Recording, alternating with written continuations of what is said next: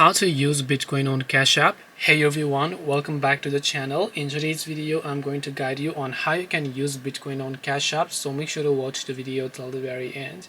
Now, if you want to use Bitcoin on Cash App, all you have to do is go ahead and then first of all launch Cash App on your device. And once you launch Cash App on your device, you will see this type of interface. Now, from here, what you want to do is, if you have Bitcoin, you can't use Bitcoin. Of course, you can wait for its value to increase and then you can sell Bitcoin. Now, if you want to buy Bitcoin, you go to the Bitcoin tab, you tap the buy Bitcoin option for even $1 or whatever. Once you buy Bitcoin, you'll have some amount of Bitcoin available for you, and then you'll be able to trade them. Once the value increases, you'll be able to sell them right from Cash App. Now, if you order and if you want to get a Bitcoin address, you can get on tap deposit Bitcoin. You'll get a QR code for your Bitcoin address or a series of letters that you'll be able to find, and then you'll be able to use Bitcoin on Cash App. Now, to be able to use Bitcoin, you also make sure that your Cash App account and your identity is verified, otherwise you will not be able to make Bitcoin transactions.